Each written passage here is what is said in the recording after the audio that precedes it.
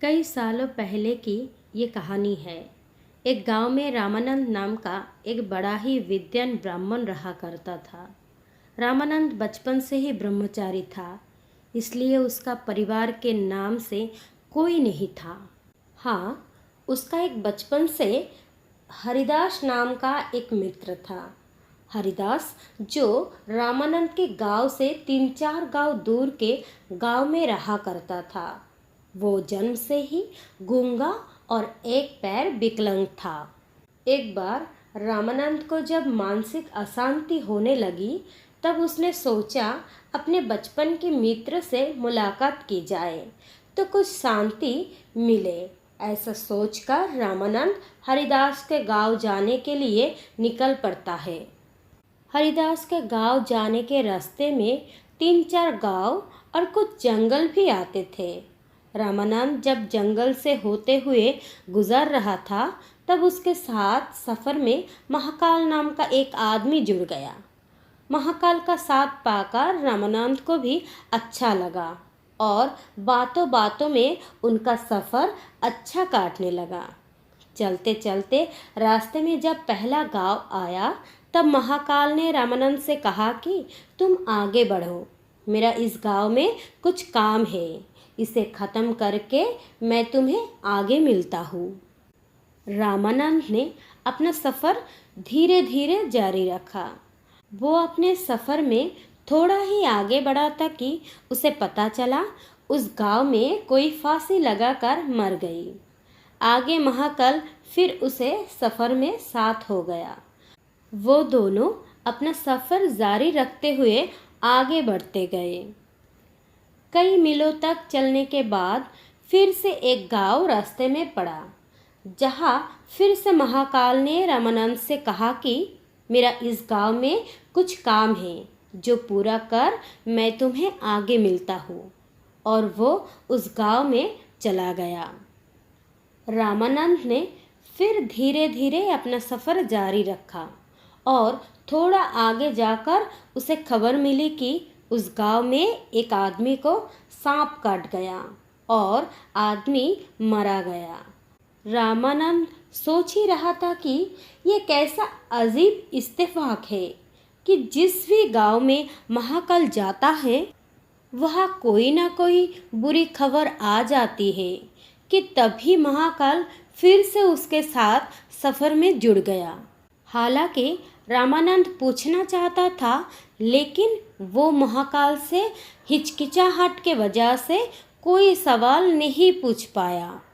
कुछ घंटों तक चलने के बाद फिर से एक गांव आया और फिर से महाकाल उस गांव में चला गया।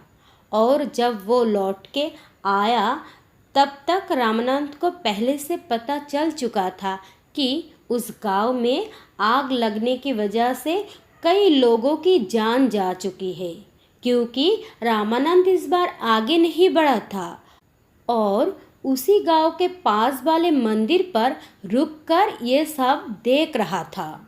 जब महाकाल रामानंद के पास वापस आया, तो इस बार रामानंद से रहा नहीं गया और उसने महाकाल से पूछा कि आखिर तुम कौन हो और क्या राज है कि तुम जहाँ भी जाते हो वहाँ पर कोई ना कोई मर जाता है। रामानंद के पूछने पर महाकाल ने उसे सच सच बता दिया कि वो असल में यमराज का एक दूत है, जिसका काम ही लोगों की जान निकालना है।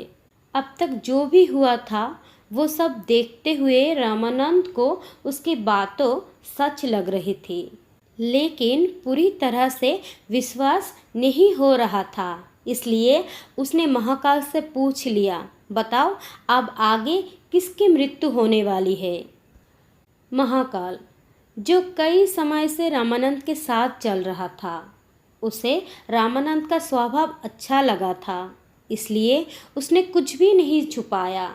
उसने रामानंद को बता दिया कि आगे जिस व्यक्ति की मृत्यु होने वाली है, वो कोई और नहीं बल्कि जिसे तुम मिलने जा रहे हो वही है। यानी कि आगे हरिदास, जो कि खुद रामानंद का बचपन का मित्र है, उसी की जान जाने वाली थी। ये सुनकर रामानंद को दुख हुआ, लेकिन महाकाल ने उससे कहा था कि हरिदास की मृत्यु का कारण रामानंद खुद बनेगा। रामानंद ने सोचा कि मैं हरिदास से मिलूंगा ही नहीं तो उसकी मृत्यु भी नहीं होगी। ये सोचकर उसने हरिदास के गांव जाने का मन बदल दिया, लेकिन तब तक हरिदास हाँफते हाँफते उसी जगह आ पहुंचा जहाँ पर महाकाल और रामानंद रुककर बातें कर रहा था। इससे पहले कि रामानंद हरिदास से कुछ पूछ पाता, वो जमीन पर गिर पड़ा और वहीं पर उसकी मृत्यु हो गई। रामानंद को कुछ भी समझ में नहीं आ रहा था कि ये कैसे हो गया, लेकिन उसकी समझ में ये आ गया था कि महाकाल सच बोल रहा है। रामानंद ने महाकाल से पूछा, आपने तो कहा था कि हरिदास की मृत्यु का कारण मैं बनूंगा, किंतु ये तो मुझे मिले बिना ही मारा गया, ऐसा कैसे हुआ? महाकाल ने रामानंद से कहा, उसकी मृत्यु का कारण अब भी तुम ही हो, क्योंकि ये 2 गांव पहले से ही तुम्हारा पीछा कर रहा था। इसने तुम्हें देख लिया था, लेकिन गूंगा और एक पैर से अपंग होने की वजह से ये तुम्हारी जितनी तेजी से तुम्हारी तरफ बढ़ नहीं पाया और ना ही तुम्हारा ध्यान अपनी तरफ खींच पाया। बेचारा लगातार तुम्हारा पीछा करता रहा। जब तुमने आगे बढ़ना रोक कर एक जगह पर मेरा इंतज़ार किया, तब ये अपनी गति से चलता हुआ तुम तक पहुंच गया, लेकिन इस बीच इसने थोड़ा सा भी आराम नहीं किया, जिस वजह से इसके दिल का दौरा पड़ा और ये मर गया। अपने बचपन के मित्र की मृत्यु से दुखी और ये जानकर और भी ज़्यादा दुखी कि उसकी मृत्यु का कारण भी वो खुद ही है। रामानंद बहुत रोया। रामानंद ने खुद को संभाला और अपने मित्र की अंतिम क्रिया अच्छे से समाप्त की और अपने गांव की तरफ लौटने लगा। जाते जाते रामानंद के मन में सवाल उठा कि उसकी मृत्यु कब होने वाली है, ये पता किया जाए। कौतूहलवश रामानंद ने महाकाल से विनती की कि वो उसे खुद की मृत्यु का समय और कारण बताए।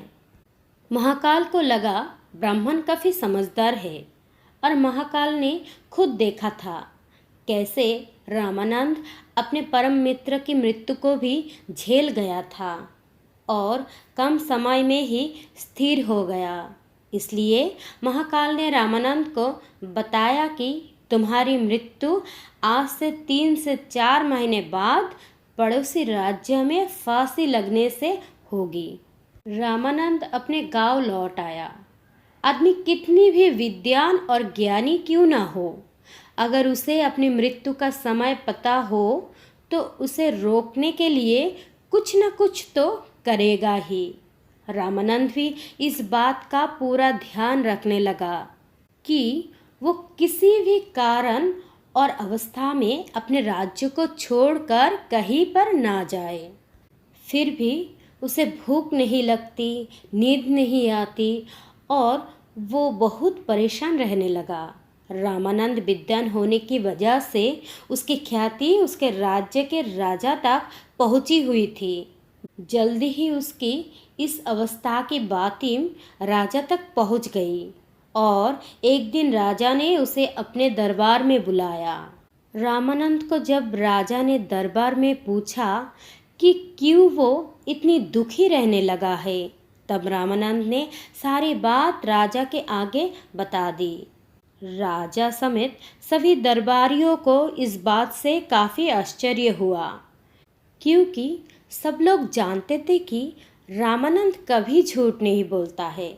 इसलिए सभी ने विचार विमर्श करके रामानंद को राजा के महल में ही सुरक्षित स्थान पर रखने का फैसला किया।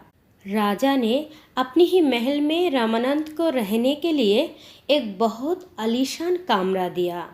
राजा चाहता था कि रामानंद उसके महल में कैदी की तरह महसूस ना करे, इसलिए सभी नौकरों को और सिपाहियों को आदेश दिया कि रामानंद को कहीं भी आने जाने से रोका ना जाए। राजा के महल में रामानंद अब अपने आप को थोड़ा सा सुरक्षित महसूस करने लगा, लेकिन कभी भी वो रात को गहरी नींद नहीं सो पाता था।